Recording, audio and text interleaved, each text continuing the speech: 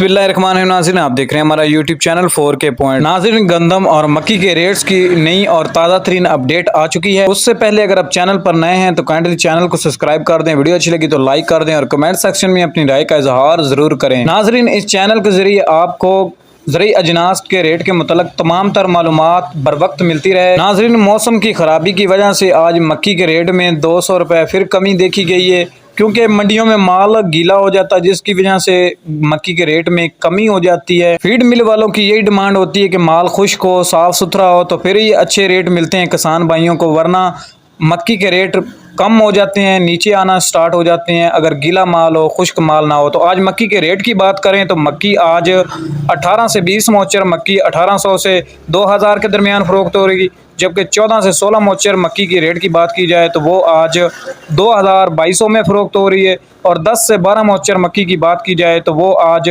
2200 से 2400 के दरमियान फ़रोख्त हो रही है। जी तो नाज़रीन, ये थी मक्की के रेट की अपडेट। अब बात करते हैं गंदम के रेट की। तो आज गंदम मार्केट में भी तेज़ी का रुझान देखा गया, लेकिन मौसम की ख़राबी की वजह से आज मंडी में इतना माल ज़्यादा नहीं आया, जिसकी वजह से अब बात करते हैं नाज़रीन गंदम के रेट के हवाले से। तो आज लाहौर मार्केट में गंदम 4450 500 रुपये तक गंदम फ़रोख्त हुई, जबकि रावलपिंडी इस्लामाबाद की बात की जाए तो 4700 800 और 5000 तक गंदम फ़रोख्त हुई।